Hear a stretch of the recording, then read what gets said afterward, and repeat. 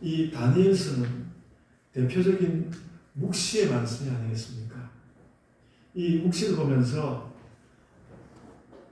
내내 이 말씀을 보는 가운데 저는 새로운 기도가 하나 생겼습니다. 설교를 준비하면서 제 마음 가운데 그런 기도가 떠올랐습니다. 주님 말씀하옵소서. 이것이 듣고 보면 별것도 아니네 그런 생각도 또 드시겠지만 여러분의 삶 가운데에서 그런 마음이 생기기를 바랍니다. 그러니까 제가 이 다니엘서를 읽으면서 느끼는 것이 그런 것이었습니다. 다니엘이 얼마나 하나님을 향하여 자기가 열리기를 원하였는지, 하나님께서 얼마나 자신을 향하여 말씀해 주기를 원하셨는지 그걸 절실하게 느꼈습니다. 우리도 그랬으면 좋겠습니다.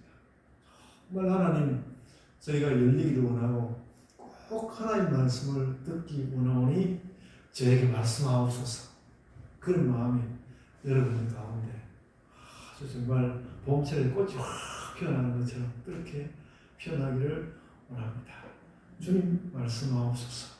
여러분, 제 설교는 온전히 하나님 말씀만을 그렇게 담아내기를 원하지만 제 부족 때문에 다 담아내지 못하고 어설프지만 그래도 우리가 다 같이 주님 말씀하옵소서 그 기도를 가지고 있으니까 그것 가지고 함께 하나님께 나아가서 여러분의 마음 가운데 하나님의 소리가 울려나기를 소원합니다.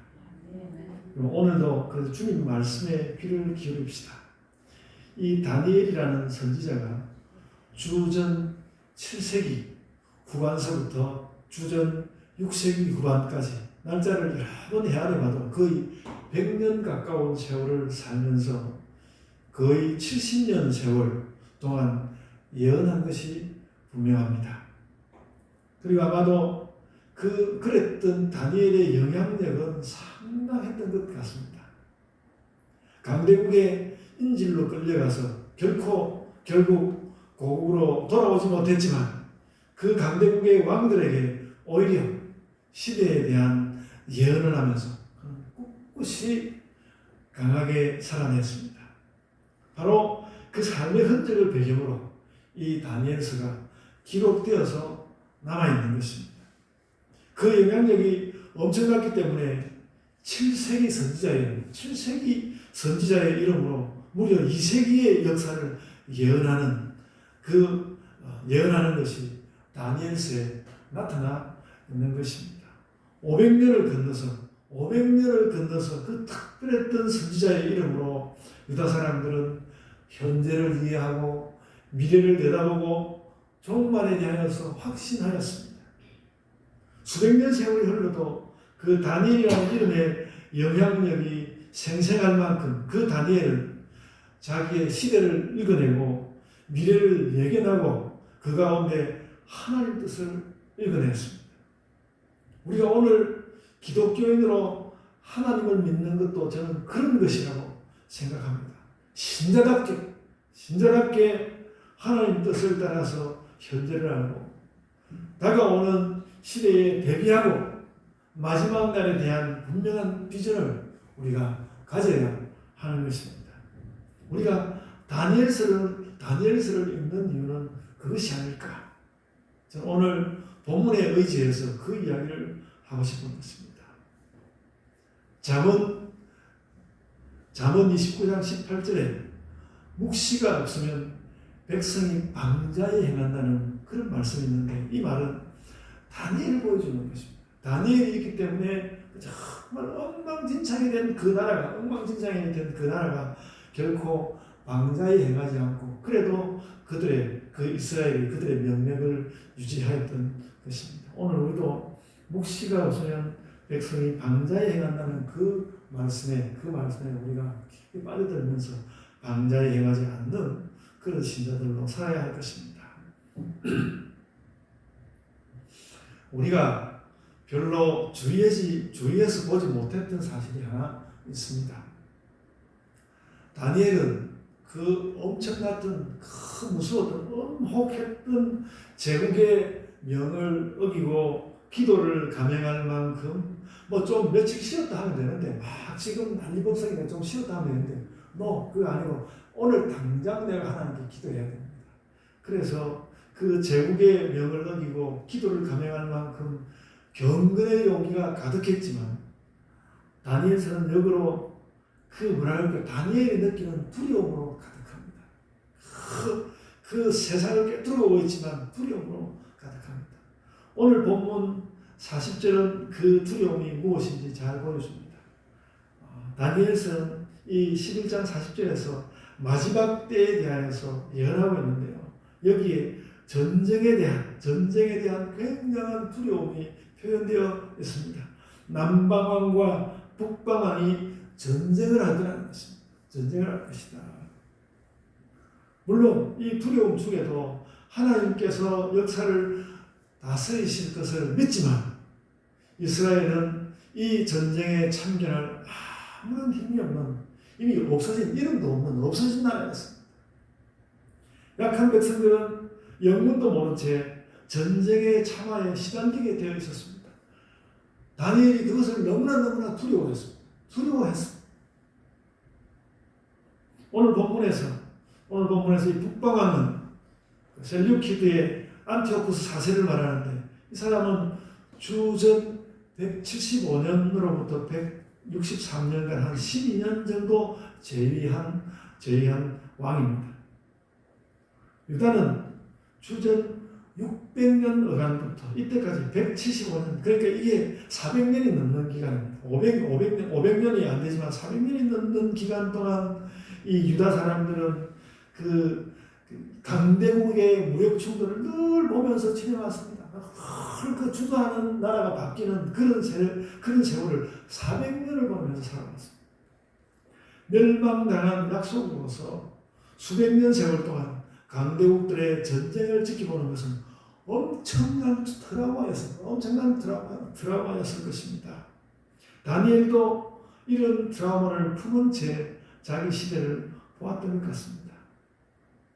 이 다니엘서의 저자만 세상에는 전쟁이 있고 내 마음에는 트라우마가 있는데 하나님께로부터 안심과 위로를 얻고 비전도 얻었던 것이죠. 이것이 성경의 인물 다니엘의 인상이고 다니엘서의 관점이고 후기에 이 다니엘서를 다시 기록한 그 저자의 관점, 그의 영성입니다.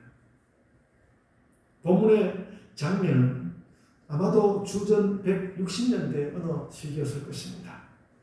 그때 다니엘서 저자는 남방왕보다 북방왕이 더 두려웠던 것 같습니다. 그 셀류키드 4세, 여기서 안티오쿠스 4세요. 여기서 여기서 말하는 남방은 고대에는 애국, 당시에는 프톨레미, 지금은 이집트를 말합니다. 북방은 헬라의 동방 주둔 세력으로서 터키, 이라크, 이란 땅을 다 차지하기도 했던 때가 있는 그런 제국으로 셀류키드라고 불렸습니다. 이 세계사를 살펴보아도 여러 가지 문화적으로 철학적으로 세계사를 살펴보아도 셀류키드 군대는 허무의 군대처럼 아주 무서운 군대였지만 자기들도 사실 뒷받침해 주는 것이 별로 없는 아주 허무의 군대였습니다. 우선은 그 이전에 알렉산더가 엄청난 무력으로 유럽과 아시아를 막 뒤흔들었습니다. 저는 알렉산더 아주 나쁜 왕이라고 생각합니다. 알렉산더의 그 영웅됨을 가지고 사람들 많이 이야기하는 아주 나쁜 왕이었습니다. 온 세계를 어지럽게 태무신 같은 그런 왕이었죠. 다니엘 11장 3절에 오늘 우리 읽은 조금 앞인데요. 다니엘 11장 3절에 장차 한 능력 있는 왕이 일어난다고 했는데 그가 바로 알렉산더입니다. 그러나 알렉산더는 주전 330년 전에 엄청난 정복을 하다가 갑자기 죽었습니다. 어떻게 보면 잘 죽었죠. 30대에. 그리고는 나라가 넷으로 나뉘었는데 늘 무력의 각축이 이어졌고 그래서 백성들에게는 절망과 두려움의 시대였습니다. 그러던 끝에 특히 유다에 이제 영향을 미치는 북방 셀류키드와 남방 프톨레미가 서로 패권을 다투었습니다. 오늘 본문도 그런 상황 가운데 있는 것입니다. 근데 그 시대의 왕들은 전쟁을 잘했지만 인자한 인간미가 너무너무 없어가지고 그 자체가 전쟁관 같았고요. 오늘날의 푸틴 같은 사람 생각하면 됩니다. 사이코패스, 소시오패스에 가까운 인물들이었습니다.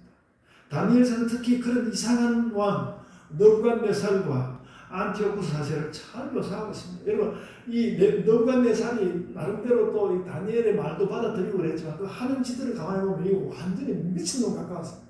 그런 인물이었고요. 안티오쿠스 4세 마찬가지였습니다. 셀류키드는 왕조 자체가 특히 그랬습니다. 셀류키드는 알렉산더의 그 난임 4개국 가운데 식민지에게 가장 잔인한 국가였습니다. 그래서 그리스 문명은 꽤 아름다웠고 꽤 지혜로웠지만 그리스를 계승한 헬레니즘의 국가 셀류키드는 폭정을 일삼다가 나중에 결국 로마에게 멸망당하고 말았습니다. 우리가 사실 이 역사를 잘 모르지만 그래서 이 헬레니즘이 문화도 철학도 그 별만은 매우 처참합니다.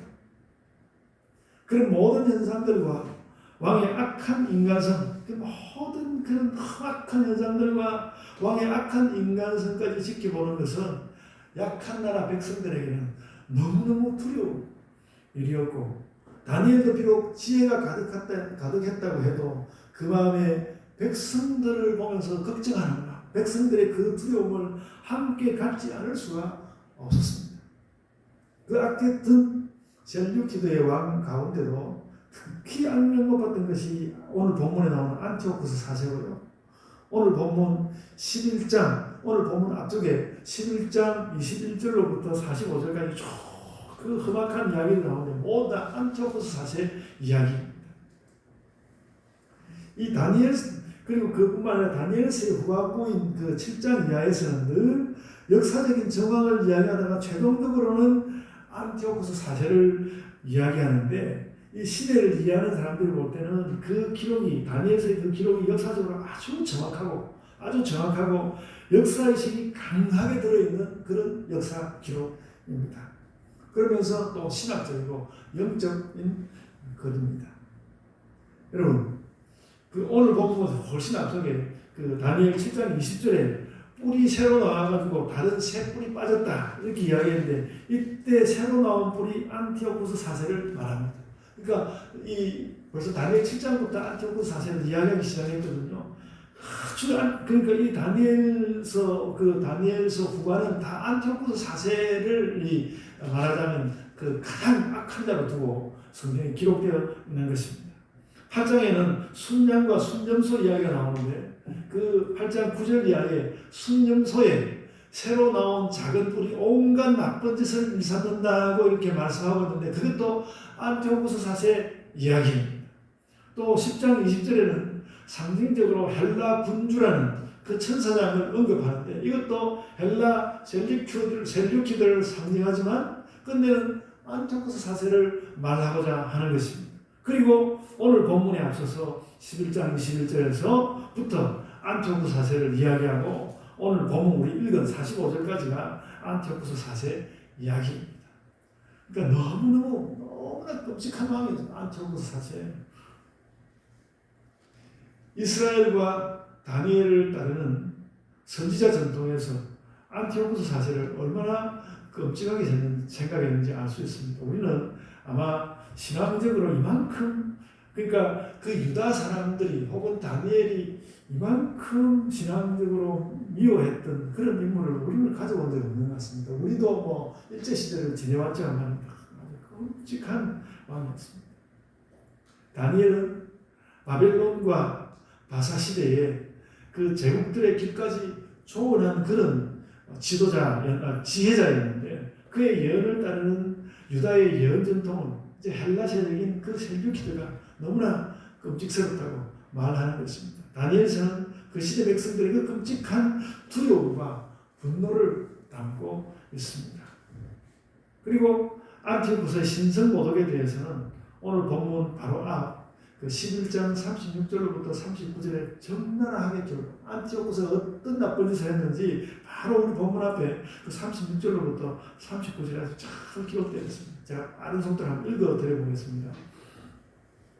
그 왕은 자기 마음대로 행하며 스스로 높여 모든 신보다 크다 하며 비상한 말로 신들의 신을 대적하며 하나님 말하는 것이죠. 대적하며 형통하기를. 근데 이놈이 또 형통한단 말이죠. 형통하기를 분노하심이 그칠 때까지 하리니 이는 그 작정된 일을 반드시 이룰 것입니다. 그가 모든 것보다 스스로 크다 하고 그의 조상들의 신들과 여자들이 흠모하는 것, 이 여자들이 흠모하는 것도 이것도 우상인데 그것조차도 돌아보지 아니하며 어떤 신도 돌아보지 아니하고 그 대신에 강한 신을 공경할 것이요 또 그의 조상들이 알지 못하던 신에게 금, 은, 보석과 보물을 들어 공경할 것이며 그는 이방신을 힘입어 크게 견고한 산성들을 점령할 것이요 무릇 그를 안다는 자에게는 영광을 더하여 여러 백성을 다스리게 하며 그에게서 뇌물을 받고 땅을 나눠주기도 하리라. 이렇게 말씀하였습니다. 그러니까 뭐 다니엘도 여기에 대해서 막 할 수 있는 말은 다 담아서 그가 어떻게 하겠는지 말씀하려고 한 것이죠. 그런 상황 가운데서 그렇게 살아있는 조국도 없고 또 바벨론 포로기아 때 이스라엘 땅으로 돌아가지도 못했던 그래서 오직 하나님께 의지하는 것이 그 삶의 전부였던 그 인질 유람 선지자 다니엘과 그 여년 동안 이 끔찍스러운 지도자에 대해서 무엇인가 종말적이고 신학적인 결판을 보고 싶어 했던 것이 분명합니다. 다니엘서는 그걸 기록하고 싶어 했습니다. 안티오코스 4세 이놈이 어떻게 되는지 끝까지 기록하고 싶어 했습니다. 그런 것이 바로 선지자의 하나님을 향한 열심이었습니다. 이것이 어떻게 되는지. 제가 이 다니엘서를 읽으면서 다니엘의 그 이런 태도에 너무나 감동이 되고 참 정말 정당하다고 여겼습니다. 그래서 이 다니엘서에 기록된 대로 원하는 대로 뭐가 되지 않는다 하더라도 이렇게 생각하는 것이 맞는 것이다. 저는 오늘 여러분과 함께 다니엘이 이런 이야기를 하고 싶은 것입니다. 그 마지막 때, 이 안티오코스 4세라는 이 인물 때문에 꼭 마지막 때를 보아야만 했던 그 다니엘, 그 마지막 때를 보고자 했던 유다 사람들의 심정을 다니엘서가 담아낸 것이 오늘 본문이라고 하죠. 안티오코스 4세가 얼마나 두려움의 대상이었던지 본문도 잘 보여줍니다. 오늘 본문 40절은 그의 군대를 회오리 바람으로 표현하고 또 넘치는 물로 표현했습니다. 우리가 헤일 알잖아요. 막 그렇게 넘쳐온단 말이죠. 얼마나 두려웠는지. 또 41절에는 그들이 유대 땅에 그 거룩한 땅에 들어왔다고 말했거든요. 그 유대 땅에 들어온 것이 너무너무 끔찍스럽다고 말하고 있습니다. 42절에는 애국, 즉 돌레미도 그 안티오코스 4세를 감당하지 못한다고 말씀하고 있습니다. 45절에는 그가 얼마나 힘을 과시했는지도 보여줍니다. 그가 해외 정복을 다니면서 장막궁전을 화려하게 펼쳐서 힘을 과시하였습니다. 여러분 그런데 말입니다. 그렇게 40절로부터 45절까지 하는 모든 내용이 그 안티오코스에 대한 두려움, 그 강함 이런 것에 관한 이야기를 하고 있는데 말입니다. 그 말씀의 끝에서 45절 전체도 아니고 45절 하반절에 가서 오늘 본문 45절 하반절에 가서 그 다니엘서가 너무나 하고 싶었던 말씀을 한마디 적고 있습니다. 어쩌면 다니엘서 저자는 이 11장 45절 하반절을 적기 위해서 다니엘서를 적었는지도 모르겠습니다. 그의 종말이 이르리니 도와줄 자가 없으리라. 이 말을 하고 싶거든. 그의 종말, 이 안티오코스 4세 그의 종말이 이르리니 도와줄 자가 없으리라. 이 말을 너무나 다니엘서는 하고 싶었던 것이죠. 모든 정황들을 다 통틀었을 때 그는 이렇게 끝장날 것이다.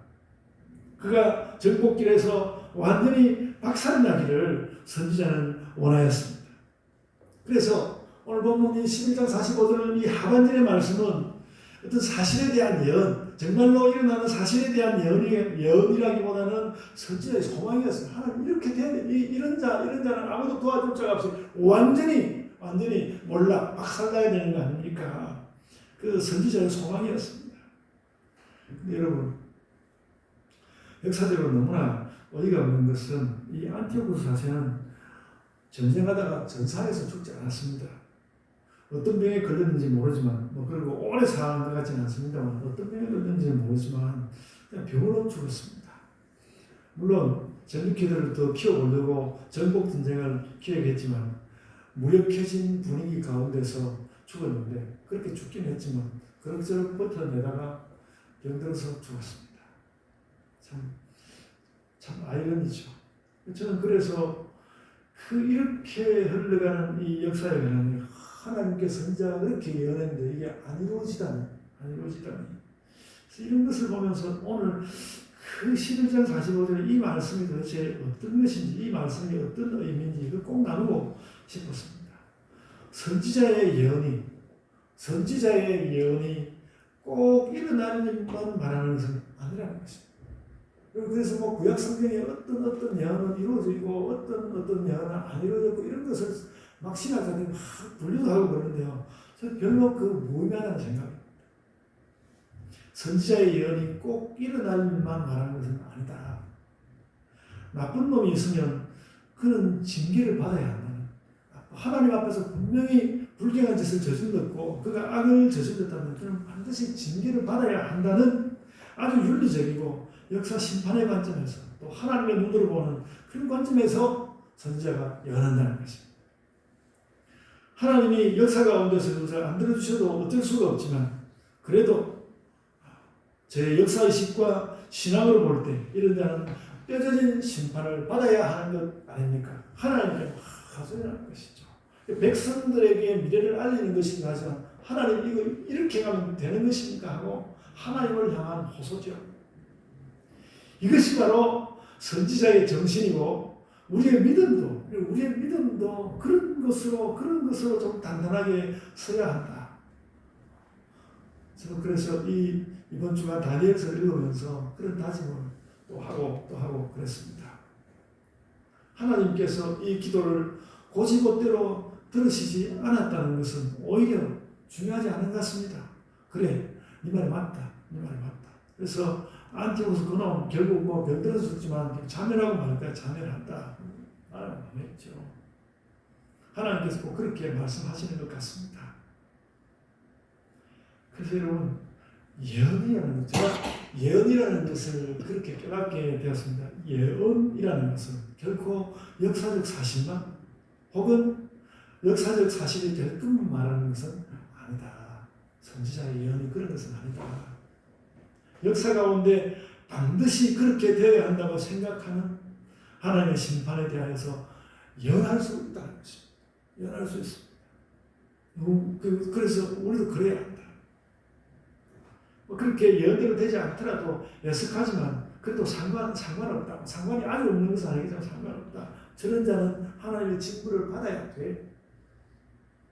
특히 다니엘서 11장 45절에 안티오쿠스를 향한 저주는 너무나 그렇게 절절한 말씀이었습니다.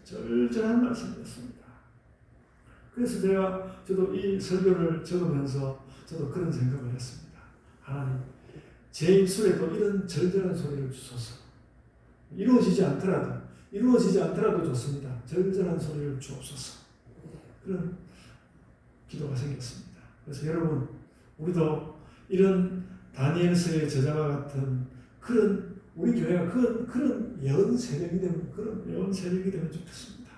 하나님, 우리는 교회가 이런 교회가 되어야 한다고 봅니다. 우리는 교회가 바르고 행복한 교회가 되어야 한다고 봅니다. 우리는 교회가 세상을 위로하는 공동체가 되어야 한다고 봅니다. 우리는 철학적 이성까지 습득한 영성의 교회가 되어야 한다고 봅니다. 교회는 정말 싱싱하고 유효한 복음이 살아있어야 한다고 봅니다. 이것을 하나님께서 어떻게 들어주시는지 알지 못하지만 우리는 이것을 가지고 이것을 지향하고 또 외칠 수 있다는 것입니다. 그런 면에서 다니엘서의 마지막 절 12장 13절은 우리에게 충만한 은혜를 줍니다. 이렇게 말씀하셨습니다. 네가 평안히 쉬다가 끝날에는 내 몫을 누릴 것이니라. 이렇게 말씀하셨습니다. 이것은 다니엘 선지자가 얻은 말씀이기도 할 테고 또 후대에 그것을 좀 고쳐서 또 다른 선지자의 몫이도 할 것입니다. 우리가 하나님께 이런 기도를 할 수 있는 것이죠. 이런 또 기도의 응답을 받을 수 있는 것이죠. 우리가 무슨 응답을 받기 원합니까?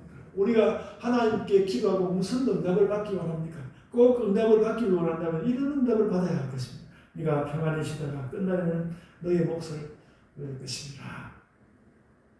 애쓴 후에 평안한 심을 얻고 하나님 주시는 몫을 누린다는 것이죠. 내가 제가 이걸 누리고 싶은데요. 그 아니라 하나님께서 나에게 주시는 몫을 누린다는 것이죠. 이 하나님의 구원은 정확히 저는 세 가지에 미친다고 봅니다. 하나는 우리의 현재가 그렇고요. 또 하나는 우리의 미래가 그렇고요.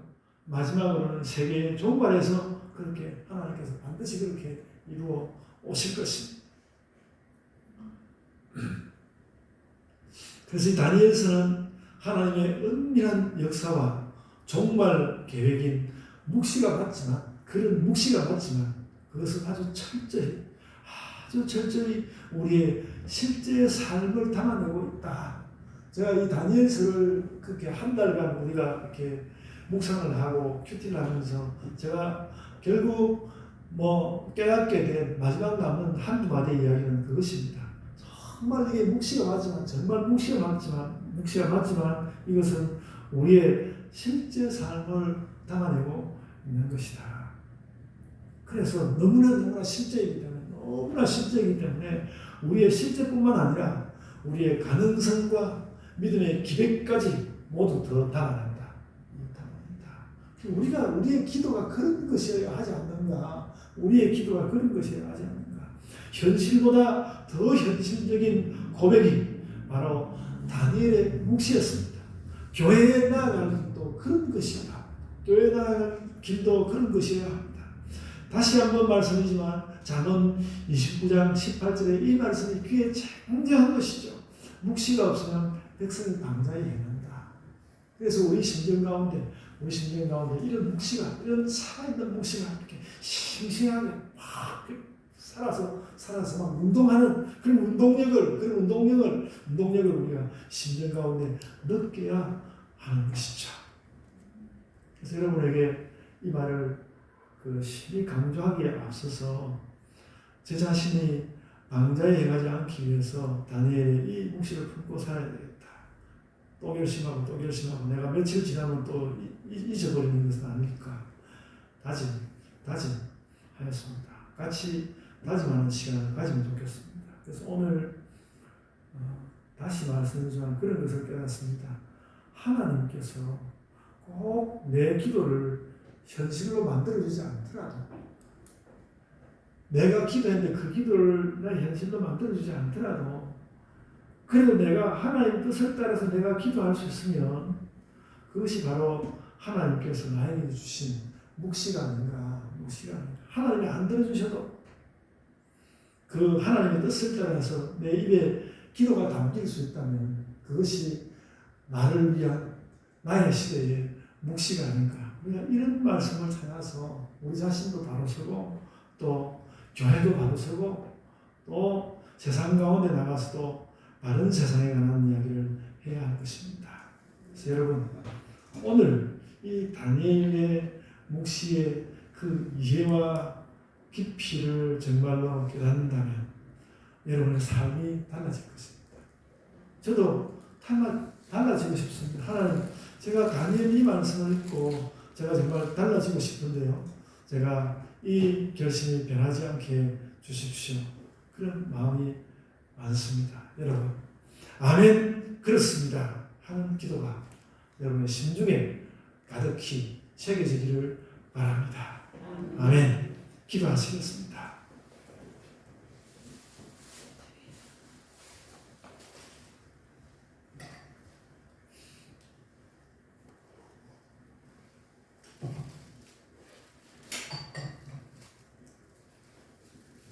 아버지 하나님, 다니엘이 그 그 역사 가운데 가장 험난했던 어느 한 시기에 서서 인질로 끌려가서 한마디만 잘못하면 목이 떨어지는 그런 자리에서 그가 아무것도 의지할 수 없고 앞에 나타나 보이시지도 않는 오직 하나님 한 분만 마음 가운데 의지하고 한 걸음씩 한 걸음씩 소년 때도 그런 길을 걸어갔고 또 노인 때도 그런 길을 걸어갔고 그래서 그 이후에 이 다니엘의 엄청난 그 후에 수백 년이 지난 이후에 그를 따르던 그 후예들도 그 다니엘의 길을 따르기 원했던 그 놀라운 하나님을 따르고자 하는 하나님을 따르는 것 아니고는 살 길이 없는 그런 신자들의 발걸음이 오늘 이 다니엘서에 있는 것을 저희가 발견하며 저희가 가슴이 철렁하고 우리가 이제까지 뭘 하면서 어떻게 살았는가 우리 자신을 다시 돌아보게 됩니다. 주님, 저희가 오늘 이 결심을 갖게 하여 주옵소서. 다니엘의 이 묵시를 보며 아버지 하나님, 제 삶이 바뀌고 싶습니다. 제가 딴 사람이 되고 싶습니다. 이런 결심들을 저희가 갖게 하여 주옵소서. 세상이 여러 가지로 변란을 일으키며 온갖 그 어려운 소문들, 그런 소문들 가운데서 흘러가고 있사오니 주님, 이 소문들이 어떻게 들려오든 그 소문들 가운데 누가 더 안간하고 누가 더 강력하다는 소문이 들려온다 할지라도 우리가 그것에 주눅들지 아니하고 오직 하나님의 말씀으로 다니엘처럼 그렇게 하나님 말씀으로 우리의 길을 세워가며 세상을 향하여서 뭔가 할 말이 있고 교회가 정말로 바로 세워질 수 있는 그런 길을 그런 우리의 발걸음을 저희가 만들어가며 살게 하여 주옵소서. 정말 주님, 저희 자신이 변하고 저희 자신이 거듭나고 저희 자신이 이 일에 나아가야 하지 않습니까? 아버지 하나님, 저희가 이 다니엘의 이 말씀을 통하여서 저희 자신들을 돌아보고 저희 자신들이 새로워지는 저희 삶의 새로운 한 전기를 얻게 하여 주옵소서. 주님, 저희의 바뀌어가는 삶으로 주님께서 영광 받아 주옵소서. 감사하고 예수님 이름으로 기도드리옵나이다. 아멘.